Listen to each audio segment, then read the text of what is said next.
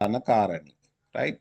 அதே போல நிர்வாக முகாமைத்துவ கோட்பாடு என்கின்ற அட்மினிஸ்ட்ரேட்டிவ் மேனேஜ்மெண்ட் தியரியை பொறுத்தவரையில இத ஹென்ரி ஃபயால் என்பவர், அவர்தான் நவீன முகாமைத்துவத்தினுடைய தந்தை என அழைக்கப்படுகிறார். இந்த ஹென்ரி ஃபயால்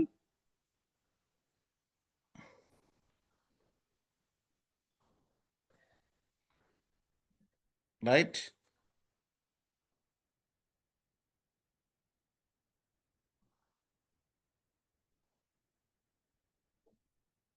இந்த ஹென்ரி ஃபயால் குறிப்பிடுகிற இந்த நவீன முகாமைத்துவத்தினுடைய தந்தை என அவரால் அழைக்கப்படுகிறார். எனவே ஹென்ரி ஃபயால் முகாமைத்துவத்தினுடைய வளர்ச்சியில மிக முக்கிய பங்காற்றியவர். இவருடைய கொள்கைகள் தான் இன்று வரைக்கும் அதிகமான நிறுவனங்கள்ல பேணப்படுகிறது. ரைட். இவர் தான் அந்த ஹென்ரி ஃபயால் தான் திட்டமிடல், ஒழுங்கமைத்தல், இயக்குதல், கட்டுப்படுத்தல் என்கின்ற இந்த 4 அம்சங்கள் அவர் முன்வைக்கிறார். இது தொடர்பாக நாங்கள் முக்கியமாக முன்னைய பாடத்துல நாங்கள் நேற்றைய தினம் இது தனித்தனியாக நாங்கள் பார்த்திருக்கிறோம். ரைட். அதே போல ஹென்ரி ஃபயாலினுடைய மிக முக்கியமான ஒன்று தான் ஒரு ஆர்கனைசேஷன், ஒரு ஒழுங்கமைப்பு ஒன்று என்ன வகையான முகாமைத்துவ அடிப்படைகளை பேண வேண்டும் என்பது இவருடைய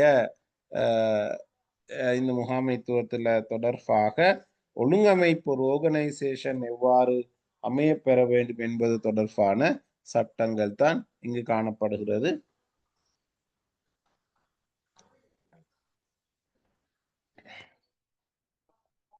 அந்த வகையில ஹென்ரி ஃபயால் ஒரு ஒழுங்கமைப்பு ஒன்று பின்பற்ற வேண்டிய முக்கியமான முகாமைத்துவ அடிப்படைகள் 14 அவர் ஆய்வு செய்து வெளியிட்டிருக்கிறார்.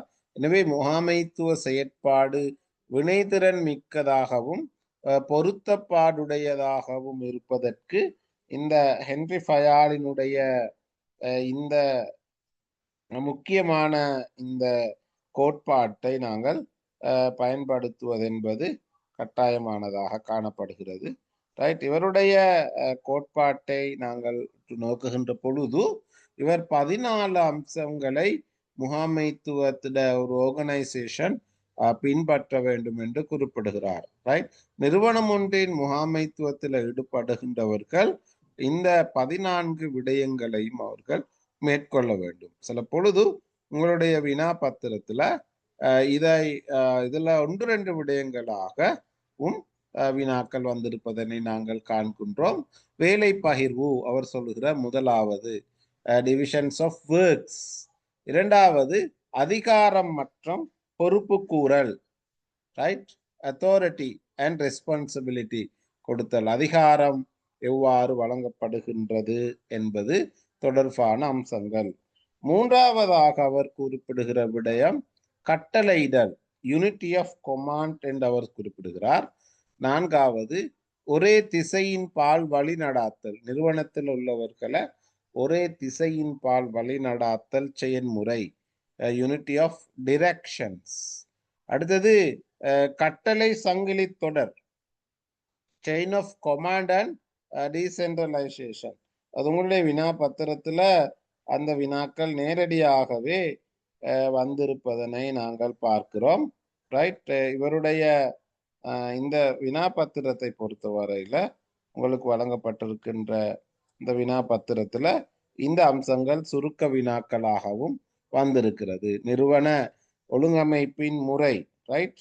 ஆனா பாருங்க 2004ஆம் ஆண்டு 2013ஆம் ஆண்டு 14 வந்த பேப்பர்ல பின்வருவனவற்றின் தொடர்பாக விவரிக்க கட்டளை சங்கிலி, செயின் ஆஃப் கமாண்ட். அப்ப இது இருக்குது, இதுல கட்டளை சங்கிலி தொடர், chain of command and decentralization, right. இவ்வாறு அந்த ஹென்ரி ஃபயாலினுடைய இந்த அடிப்படைகள் அவர் நேரடியாக வினாக்களாக வந்திருக்கிறது. ரைட். எனவே இவ்வாறாகத்தான் இந்த வினா பேப்பர்ல உங்களுடைய இந்த வினா பத்திரத்துல கேள்விகள் வந்திருப்பதென எங்களால பார்க்க முடியுமானதாக இருக்கிறது. ரைட். எனவே இந்த கோட்பாடுகள் தொடர்பாக நீங்கள் கட்டாயமாக கவனம் செலுத்த வேண்டும். நான் நினைக்கிறேன் இப்போ உங்கள்கிட்ட எல்லாரிடமும் இந்த வினா பத்திரம் கிடைத்திருக்கும், ஷேர் பண்ணியிருப்பாங்க குரூப்ல. ரைட். இப்போ இதுல பாருங்க, இந்த வினா பத்திரத்துல நாங்கள் படிச்சிருக்கிற பகுதிகள் தான் இதுல முக்கியமாக போட்டிருக்கிறார்கள். எனவே பின்வருவதை தொடர்பாக விவரிக்க இருக்குது. அதுல பாருங்க, கட்டளை சங்கிலி, செயின் ஆஃப் கமாண்ட், ரைட், தந்திரோபாயம், டிவிஷனல் மேனேஜ்மெண்ட், ரைட். இதுல ஒவ்வொன்றில் இருந்தவர்கள் ஒவ்வொரு துண்டை எடுத்திருக்கிறார்கள்.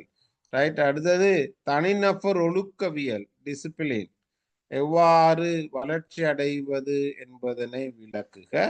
ஒரே நிறுவனத்தில் கடமையாற்றும் சகல முகாமையாளர்களுக்கும் வித்தியாசமான ஒழுக்கவியல் காணப்படுவது ஏன் என்பதை விளக்குக. ரைட். லீடர்ஷிப் தனியாக பார்க்கணும். இப்ப நாங்க பார்க்கிறது மக்களின் ஊக்கப்படுத்தல் தொடர்பான ஹென்ஸ்பர்க்கினுடைய இரு போட்டிக்கான, அது இன்றைக்கு நாங்க படிப்போம். அடுத்தது சுகாதார காரணிகள், ரைட். வினைத்திறனான தொடர்பாடலுக்கான தடைகள் என்று வந்திருக்குது. ரைட். அடுத்தது டக்ளஸ்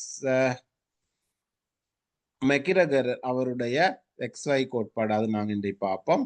ரைட். எனவே முழுக்கவே கோட்பாட்டோடு மாத்திரம்தான் உங்களுடைய இந்த வினா பத்திரம் வந்திருப்பதனை நாங்கள் அவதானிக்கிறோம். எனவே ஹென்றி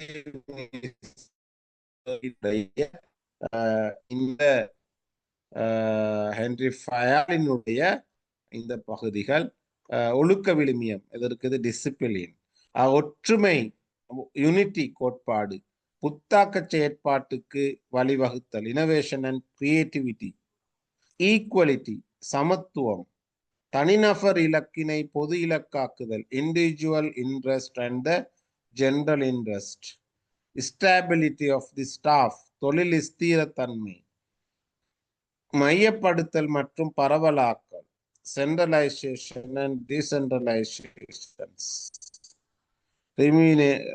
ஊதியம், ரைட். இந்த அனைத்து ரெமுனரேஷன்ஸ், இந்த 14 விடயங்களும் அவர் குறிப்பிடுகிறார். இந்த 14 விடயங்கள்ல ஒரு சில விடயங்களை அவர் கேட்டு வரலாம். ரைட். எனவே